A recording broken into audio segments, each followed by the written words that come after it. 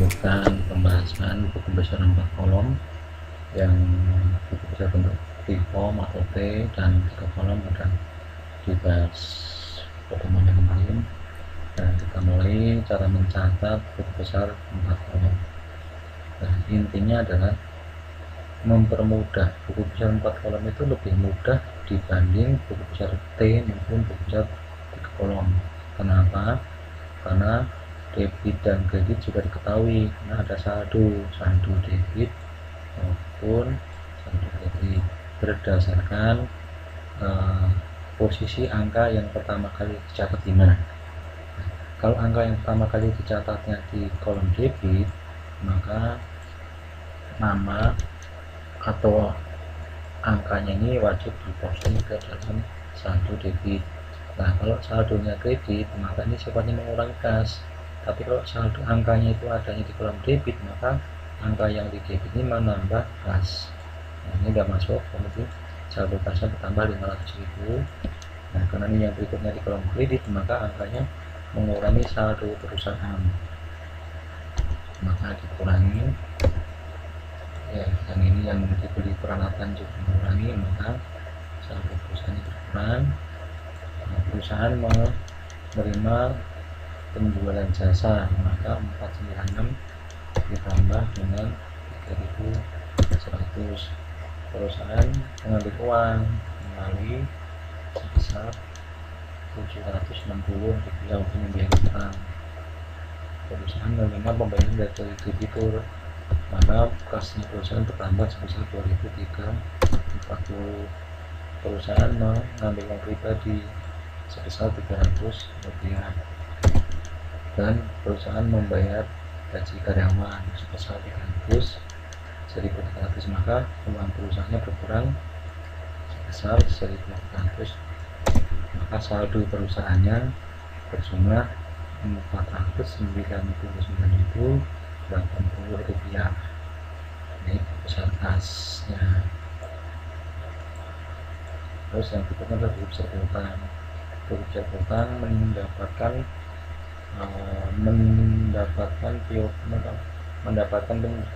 melakukan penjualan secara kredit dari pelanggan, maka saldonya perusahaan bertambah 3.900 dan ternyata menerima kembali pembayaran piutang dari debitur sebesar 2.340 dikurangi 3.900 dikurangi 2.340.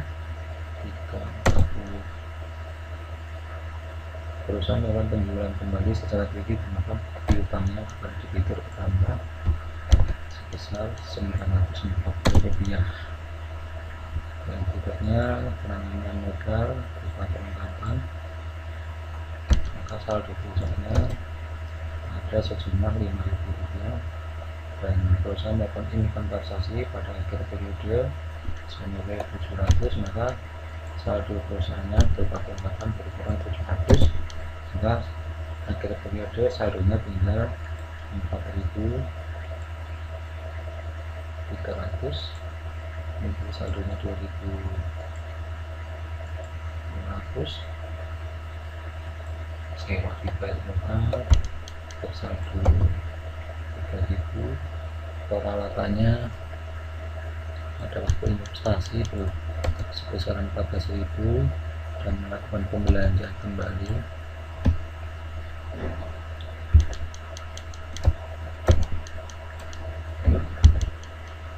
$2.900.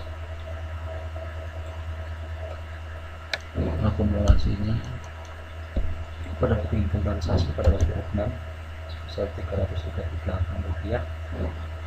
Karena kewajiban kepada kreditur karena membeli secara kredit utang, maka punya utang 1.500 dan kita melakukan pembayaran kepada kreditur sebesar 760 rupiah, maka saldonya adalah masih punya kewajiban sejumlah 1.140. Inventarisasi peralatan pada akhir periode, maka saldo akhirnya masih dipakainya 338 untuk penjualannya. modal tuan sebesar 519.000, saldo akhirnya rate-nya 300, makanya rate-nya bersaldo 300.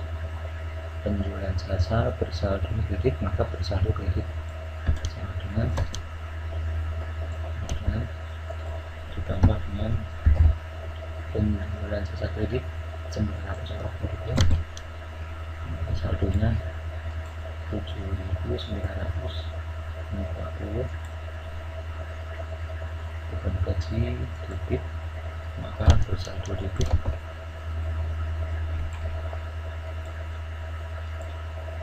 Beban kelengkapan debit, maka bersaldo debit juga. Beban konsumen peralatan di debit, maka bersaldo debit juga. Nah, ini buku besar sudah kita posting semuanya, dari buku besar kas sampai buku besar beban konsumen peralatan. Untuk menghemat waktu supaya tidak putus, saldonya di nilai saldo, KPK-nya langsung kita catat ke nilai saldo, lalu kita posting. Nah, ini udah bapak hapus saja supaya tahu caranya. Ini nomor akun, ambil dari akun yang dibuka, tarik saja. Ini saldonya yang kita ambil dari saldo-saldo yang kita bikin tadi. Sekarang sudah ada perlengkapan saldonya. Sewa di baju muka, sewa di baju muka bersaldo 3.000. Peralatan bersaldo 1.900. Tanggal usaha 1.140.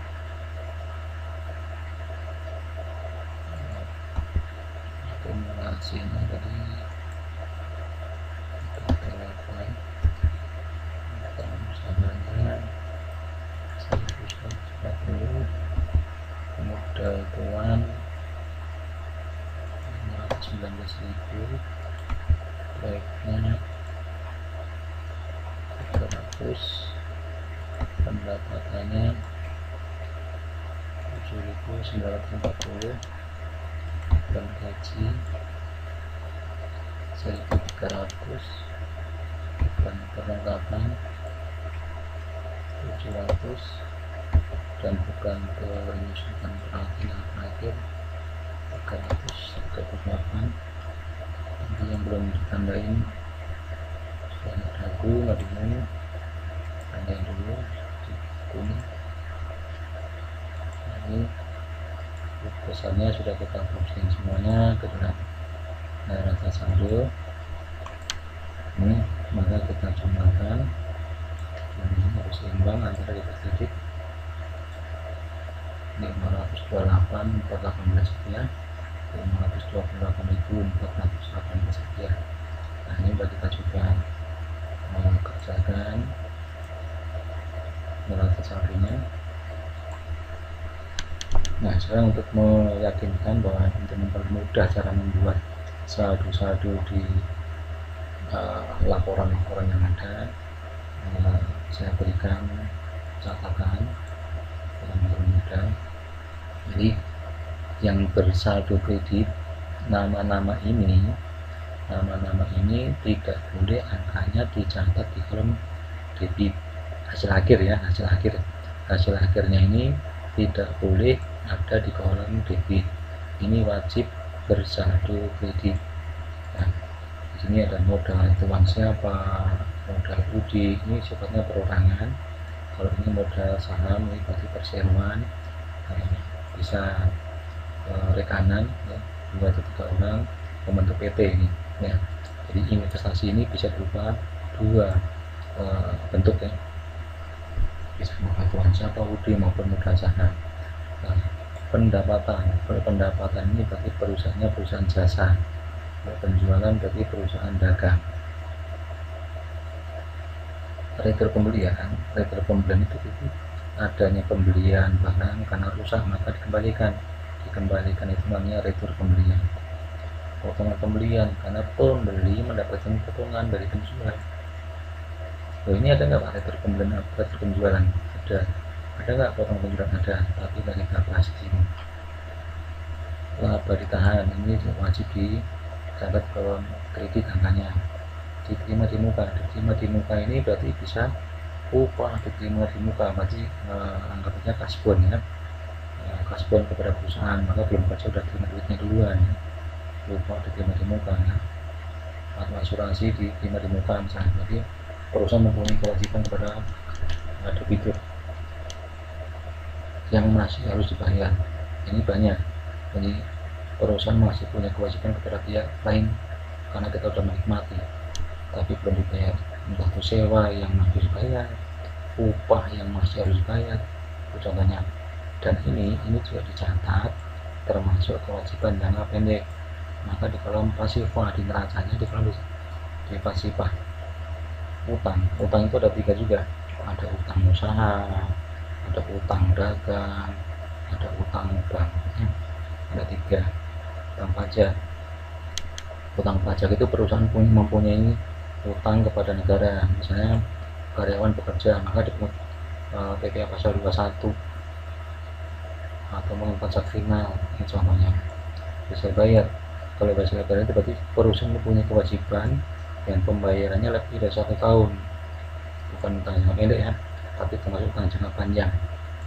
VAT out atau pajak keluar itu ada hubungannya dengan penjual yang sudah ber-PKP. Nah, perusahaan yang sudah ber-PKP berarti berhak memungut pajak kepada pembeli. Maka pajak, misalnya kasnya berapa, penjualannya berapa, maka penjualan VAT out kas atau penjualan VAT out piutang. Itu contohnya begini. Akumulasi penjualan berarti perusahaan melakukan inventarisasi berupa harta tetap, tanah, gedung, ini wajib di kolom kredit juga. Ini kriteria untuk memudahkan akuntansi yang sifatnya baru tahap pemula. Ini pegangan saja. Mohon maaf kalau yang sudah paham akuntansi, barangkali ada nama akun yang bersaldo kredit belum saya masukkan, ya mohon maaf, nanti bisa diisi atau mungkin boleh dikomenin di akun saya ini. Barangkali itu aja, kurang lebihnya mohon maaf. Terima kasih. Assalamualaikum warahmatullahi wabarakatuh.